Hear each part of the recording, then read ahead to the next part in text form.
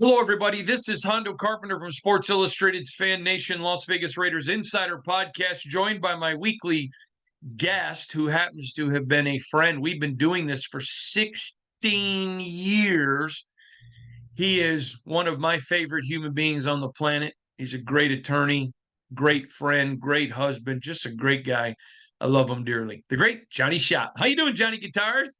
After that, I feel great. Yeah, this is year 16 of us chopping wood, trying to make hay and plant the seeds around the world of football. The game has changed. It continues to change, and we may be seeing some changes to the NFL in real time. And I think we may be seeing a change or two in the future in the forms of a new coordinator, which I hope we'll touch on a little bit today. We are going to. I want to laugh because my camera is right here in front of me, but on my screen, you're here. So I've had people get on me because they like, why don't you look in the camera? Sorry, I'm trying to look at John, but okay, I'm adapting here. All It right, happens. before we get around the NFL, we're going to start with a couple of issues. The Raiders had a terrible loss on Sunday night. It was a major time clock management blunder with Josh McDaniels. It was a major error kicking the field goal. I wrote an article that went literally viral, just incredibly viral. Not calling for Josh to be fired. That would have been ridiculous. You're only 20 games into his regime, only 3 games into the year, but it was basically and essentially he could lose a lot more than just to the Chargers. It's that not losing to that locker room. The NFL Players Association survey, his players raked him over the coals for the hours that they work. I had a quote in there from a player. Hey, it's okay because we want to win, but there's a dangerous fine line. I want your thoughts on the article, please, and on what you thought of the game Sunday. Well, really, the unique thing about the article is the perspective that's in it from around the sport, around this franchise, and really about that's one issue that stands out. We don't hear a lot of talk about the world outside of the games and kind of outside of the practices. But when people are talking about, look, we're doing we're doing all this work, we're doing extra work compared to other franchises. What I struck me was a lot of guys are okay with that as long as it works. When it doesn't work, or when you end up turning the gun and shooting yourselves in the feet, that's when it gets a little dangerous. That's why this week is even more important than last week. And I mean, not to look ahead, but I think the loser of the Chargers and Raiders this week, that coach and that franchise is in trouble. I'm feeling like there's a wind blowing around the sport where people are maybe going to be more apt to fire sale to trade players than we've seen in decades past. I wonder if that is a storm front coming in. So this article is one that's unique. It really marks a very specific point in time, not only for the Raider franchise, but for Josh McDaniels as an NFL head coach, because as we have discussed here before, it's very unlikely anybody gets a third chance to be an NFL head coach. A lot of success with the second time around. How many the third time? I don't know. You just hit a button and give yourself a bunch of balloons. I did not. I have no idea why I'm getting a balloon. I have no That idea. was Alicia, your wife, probably telling you, I love you, sweetie. I don't know what that is. I'm not a balloon guy, but somebody just zoomed up balloons. Thank you. I don't know where that came from. All right. John, before we get into some other stuff, we got to talk Chandler Jones. Yeah. Now, I have said from the beginning, it's a personal matter. I don't want to get into it a lot. But as he continues to go on and share being taken to mental health facilities, his video the other day was devastatingly sad. And it was sad to watch. And I'm coming at this from a perspective. I care about Chandler. I know Chandler. I like Chandler. And I also know people who have gone through tough issues like he's battling. And that's why I said, you know what? And now I want to credit a couple people. I said this from day one. It made a lot of people mad. Josh McDaniels really was respected by his players for how he handled it. He didn't throw Chandler under the bus. And it has not been a distraction from the team, as in everybody's in there talking about Chandler and they're not thinking about football. It hasn't been a distraction that way. But it is a distraction when you put millions of dollars into a guy. It's been a distraction when he had a roster spot. He's now on the NFI list, and which is fine. But it has been, something that certainly hurt the team.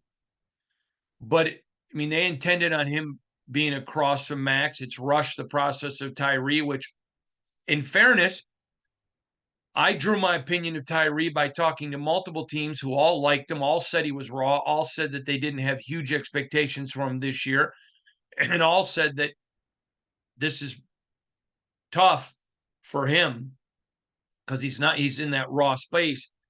But it is what it is. It's hurt the team, but it has not hurt the team from a standpoint that they're not talking about football. Your thoughts on the Chandler Jones and how sad this is? It's sad. Yeah, it is sad, and it does appear to be potentially spinning out of control in real time. That's the personal health issue for the individual Chandler Jones. As we are now at the end of September, we do have to discuss the reality of the effect on the football team. The players are assets of the franchise. Obviously, large investment in Jones to come play a very key role for the Raiders.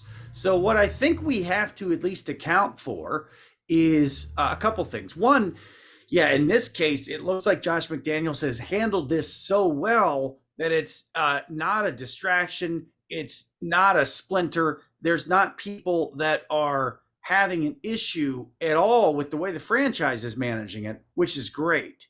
But on the field, this is not the same Raider defense as was expected. And what I think we've seen so far is actually some teams probably tailor their game plan against the Raiders because of the absence of Jones. Mm-hmm. When you take out one of the 11 pieces on an NFL defense, there are reactions, maybe at not all 10 other positions, but at the other positions. We've seen this around the league, of course, when we talked about the Giants' decision to go with 2 rookie cornerbacks. That affected the way the rest of their defenses operated so far.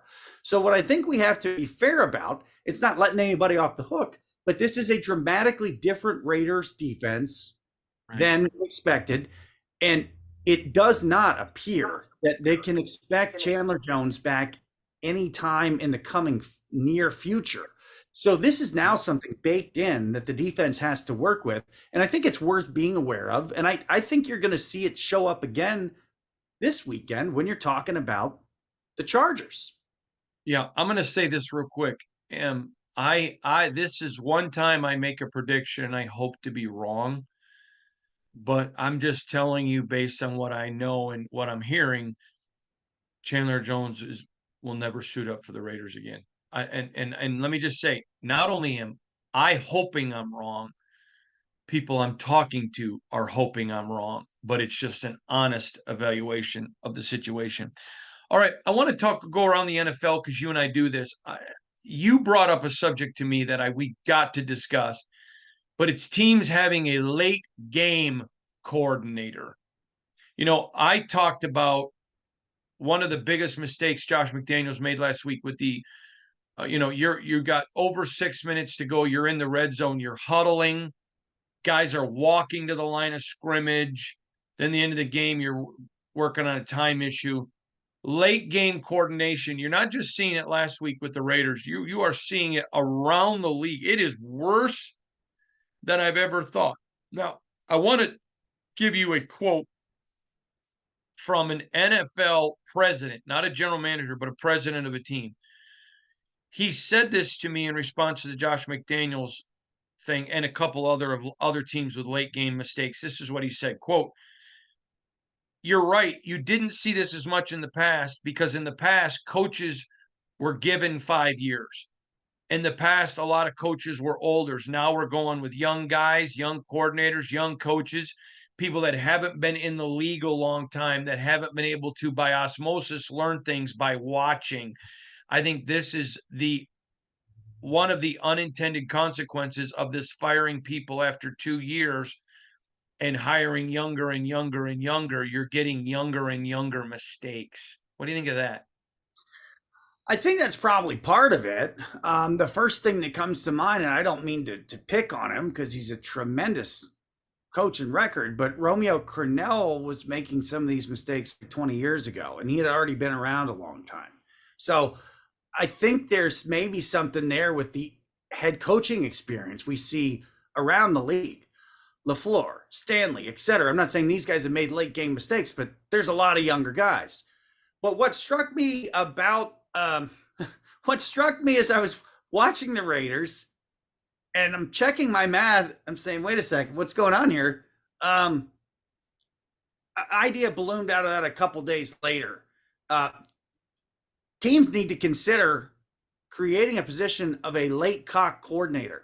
All that guy would do would be to keep an eye and keep a focus on managing the clock, either, I would assume, towards the end of the half, towards the end of the game, but possibly in other situations. Now, you say, well, isn't that the head coach's job? Sure, it is. Have you watched NFL or major college football lately? A lot of them are screwing it up for a long time now. So, how about a late clock coordinator? That's all he does. If he does that, now, you assume what you want basically is a head coach to rubber stamp it. And you may be saying, well, the head coach has given up a whole lot of control there. Do you want to win? Do you want to make the right decisions? This is more about here's what we need to do at this point. So the head coach can maybe rubber stamp it or say, yeah, I want to stick with the pass, or let's focus on the run. This makes a lot of sense. What I don't know whether makes sense is whether we need a 6-minute offense. So teams have a 2-minute. We started to see some develop a 4-minute offense. Do we need more? And does the score need to come into play? I think a head coach is very focused for right reasons. I think there's help that can be there with a late clock coordinator who can help with things like calling timeouts and making sure that the play calling and the head coach is set up for success, because we're seeing this consistently cost people games.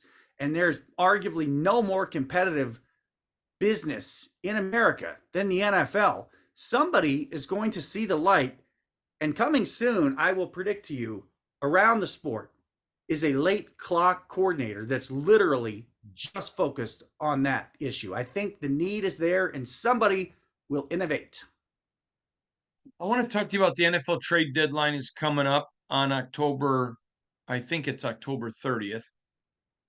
31st, maybe? In 31st, October 31st. Sorry, my fault. And I think this is going to be one of the most active NFL trade deadlines that we've seen. Now, it comes and goes in the NFL. It's not like basketball or hockey or baseball. I think this one's going to be super active. I think there's going to be teams looking to dump weight to get cap space. I think there's going to be teams looking to add because they think they may be a couple players away. And I think there's going to be some teams who maybe don't think that they're a playoff team, but they can accumulate a part to become a playoff team for those that are sellers. I think this is going to be fascinating. I can't wait to watch it. Where am I wrong, or do you agree with me? I I I see the wheels spinning to a more active NFL trade deadline than we've seen in a long time. Just hearing and reading and seeing what's going on, and maybe we're going to seriously see it as soon as this time next week with some franchises when we get to some games later that are really in trouble. Even in a 17-game schedule where there's maybe not as much panic as fast, they're in some trouble. I do think that people saw what the Vikings did last year. They made a great trade, got Hawkinson, an effective player as the tight end, and he's been productive and successful. Let's keep that in mind. But it seems like we may be at a new era where it's not like a pump and dump boiler room stock scheme, but I think that we may see teams more apt to turn it over quickly. That could include teams like the Raiders, like the Vikings, some others out there. Perhaps we see some moves made. You know, if you're going to turn franchises over after a couple of years versus 4 or 5, I used to call it the Rich Kotite rule. No disrespect to Rich Kotite, but how in the world was that guy head coach that many times? I don't know. It never made any sense to me. Now it's like we got a real short window because there's 95 guys that could potentially be a successful head coach in the NFL.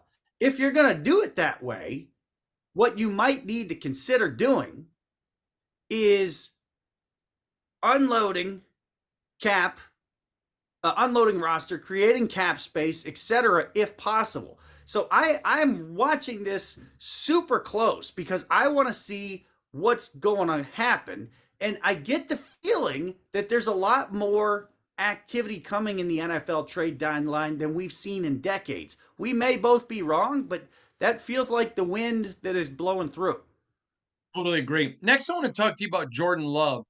I like Jordan. I predicted the Packers to win the NFC North. Clearly, what happened Thursday night would say that that's not probably accurate. But I got to tell you, I think the guys look good. I like them.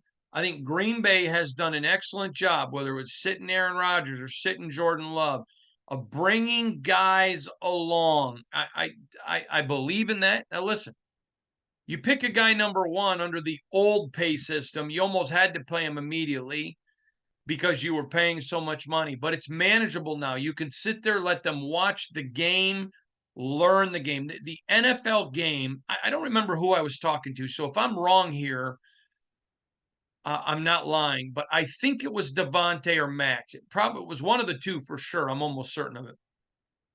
But I talked about the step from high school to college is significantly smaller. I mean, much smaller than the jump from college to the NFL.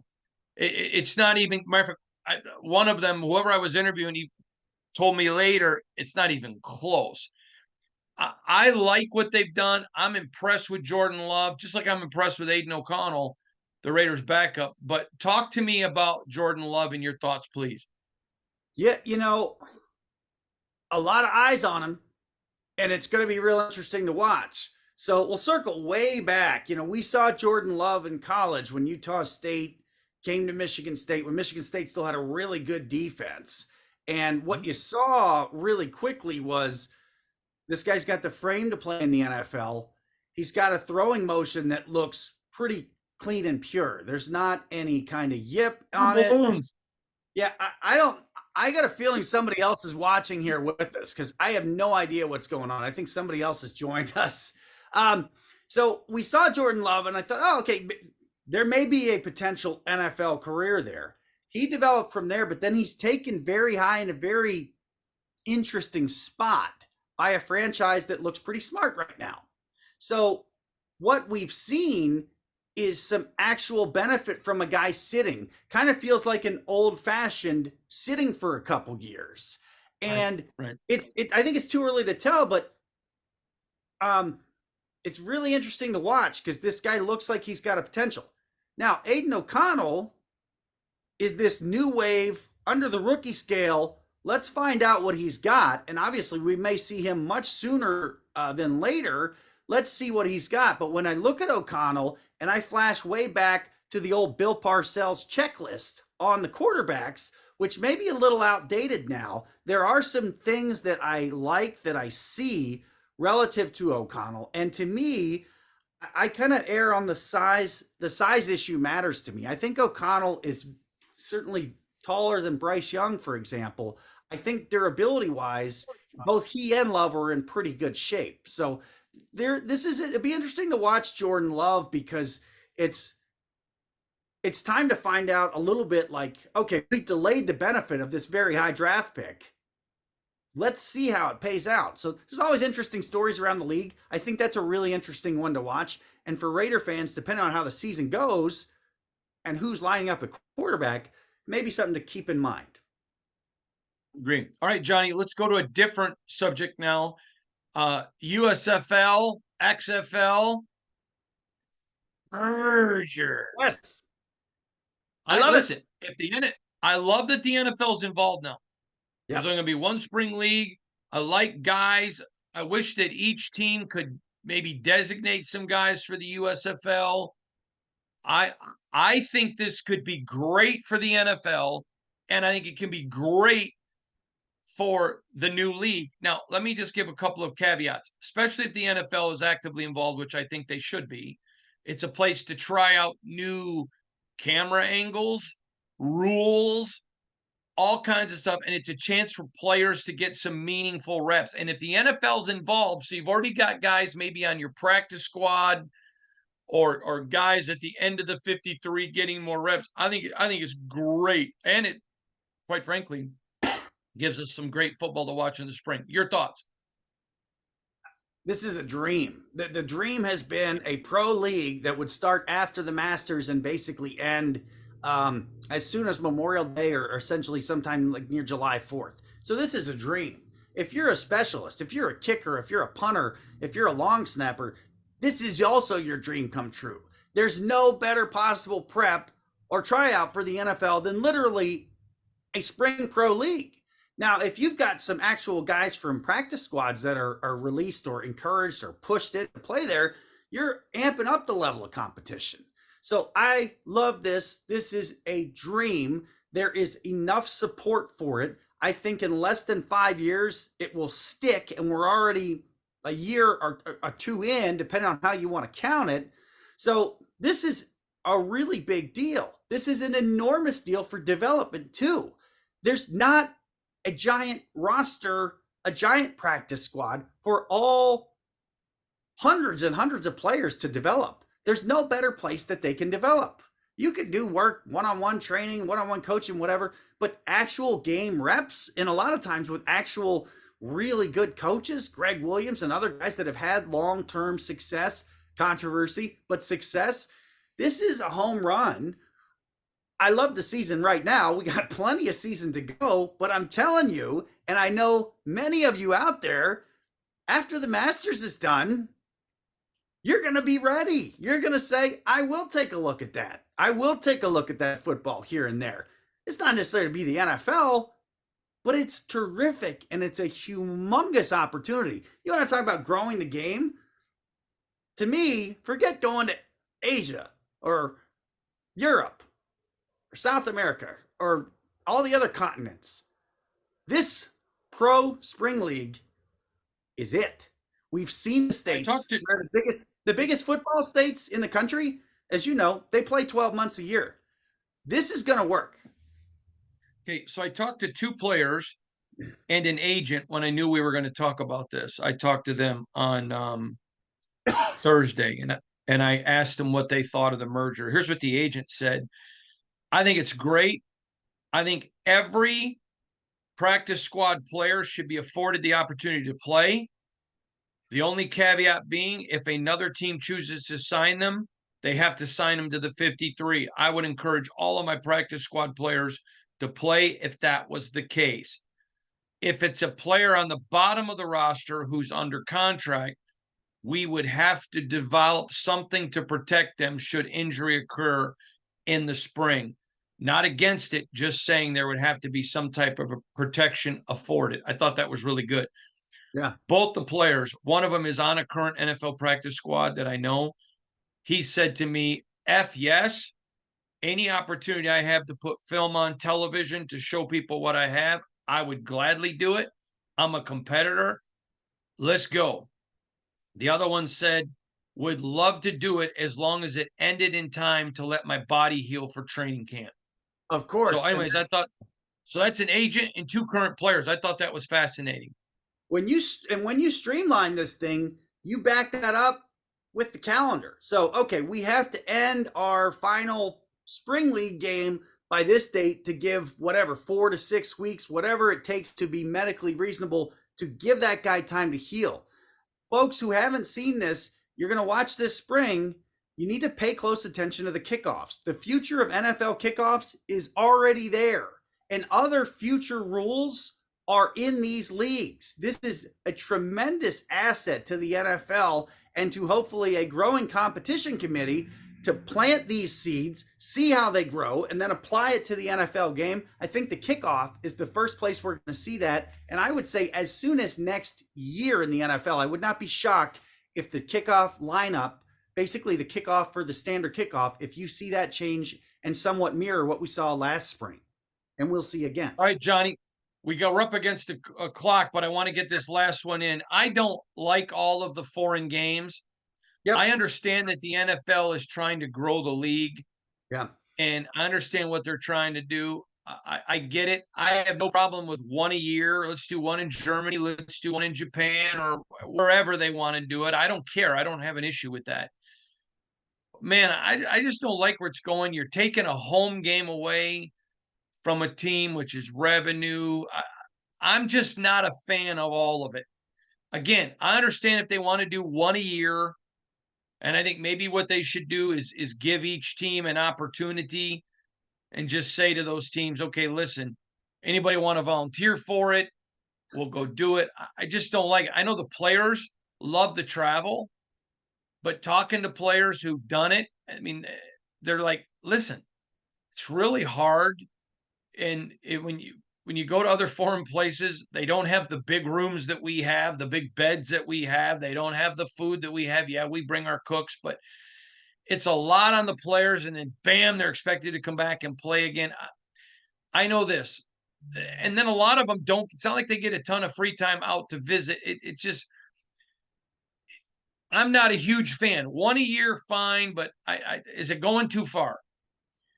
I think, yeah, it's probably going too far, although let's give him credit. It is going better. The logistics of getting there are much better than they were. I heard Jim Miller earlier in the week talking about when he first went as a player and now as the Falcons and Jaguars have gone, where they're in a whole different ball game. So we'll give them that. But it is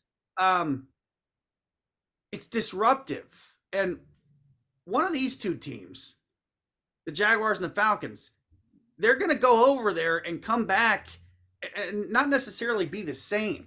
Their season is getting disrupted. I like the idea from a East Coast time zone perspective of trying to minimize the impact of the trip and basically treat it as just going to another city, almost even maybe cutting the trip short, as some folks have really traveled on a shorter calendar. I'm not sure that it's fair to ask them to play, although it's a professional business, but they're playing at 9:30 in the morning when they're very much used to playing at 1 o'clock in the afternoon at the earliest. For East Coast folks, it's going to feel earlier if you're a team from a different time zone. I would like to see that pushed closer to noon Eastern. It's not a huge sacrifice to ask for the folks in London, especially if it's a one time a year event. But I'm not a huge fan of it, and it's a game of ours in the featured foursome for that reason, because somebody's going to get disrupted in London this weekend. Just going to tell you real quick. One player who's played in one of these foreign games told me he didn't say anything about the time of the game. He didn't care about that. He just said the food and the fact that he's in a bed and he goes, I've got half of my bottom, half of my leg hanging off the end. I didn't sleep good. It was just extremely uncomfortable. And he goes, then I come back the next week. I'm expected to play. And he goes, and none of us were ready. All right. He said it cost them the game when they got back. All right, let's go on. Let's do our big fearsome foursome. Let's go. It is the Jaguars and the Falcons. It says ATL here. Don't think that Trevor Lawrence does not get excited every time he plays the Falcons. This is the big one.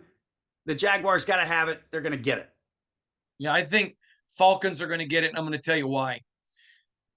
Because of all of the accoutrement of traveling overseas that I've learned,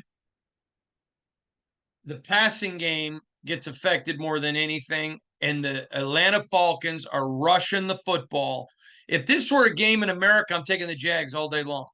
But because of what I know, I'm riding here with the Falcons, Bijan Robinson, and the rushing game. That is interesting. That is interesting. There's going to be trouble. Somebody is going to lose these next two that we're going to talk about. The Bengals More and the Titans. balloons. Yeah, I have no idea where that's coming from. It's all right. It's all right. Let's go. I know where the Bengals and Titans are going. Somebody is going down, and there's going to be fallout from that. Another contract game. This is the difference that Joe Burrow makes. Where's it at, John? At Tennessee. Yeah, I'm gonna go with Joe Burrow. It's tough, and this may be kind of the end of a window closing in Nashville. Windows By are the open. way, I'm gonna make a big prediction here. Okay. I think Bill Belichick gets fired at the end of the year, and it's going to be Gerard Mayo or Mike Vrabel is the next Patriots coach. There's a timestamp on this. People are going to come back and look at it for sure. Now, wait. If the Patriots somehow make the playoffs, I don't think he gets fired. sure. But if Yeah, they don't, yeah, it's a I've learned some things about the relationship between Bill Belichick and Bob Kraft, and it's well, let me tell you this. Right. It's been a long time, extraordinarily long. When I think of the old Mike Shanahan rule that you don't want to stay a place more than 10 years, oh boy, these guys have stayed way more. Now, the Dolphins, are they set up for a face plant? Yes. The Dolphins at the Bills, go ahead and build it up because it's going to be a big hit to the chin. The Bills are going to kill them. Yep. I'm riding with Josh Allen and the Bills Mafia all day long on this one. Now, the last one, I don't need to tell anybody out there watching. They know how much fun and how chippy the Raiders and Chargers can get, but you got to look at the records here. That's why this is in our fearsome foursome. This doesn't look great. I don't see any home field advantage. I don't see any home field advantage in Los Angeles. There's home field advantage for the Raiders. Yeah. So I mean, if anything, it's that way. But this one, I think is real trouble for the team that loses. I'm going to go with the old Bill Parcells rule, picking the team that can afford to lose the least, the one that cannot afford to lose. I got to take the Chargers here by like less than 3. Hey, what's your score? 23-21. I'm going to go Chargers as well, 2017. This is a game I expected the Raiders to lose. I think they will. I'm not rooting against them. You saw my article. I'm not calling for Josh McDaniels to get fired, but he's got to win, and I'm hoping he does. But I've seen nothing from Jimmy Garoppolo since the season started to show me that Jimmy Garoppolo is the guy. He had a great training camp, great dual practices. He looked good. He has looked terrible. I mean, he found a way to win, the swag, the I believe, but these last 2 weeks have just been horrible. Until Jimmy proves me wrong, I'm riding with the Chargers this week. All right, everybody, I'm Hondo Carpenter from Sports Illustrated's Fan Nation, Las Vegas Raiders Insider Podcast, part of the Fans First Sports Network, joined by my good buddy, the great John Schopp, who has his podcast, Spartan Pride, on the Fans First Sports Network as well. We'll see you all later.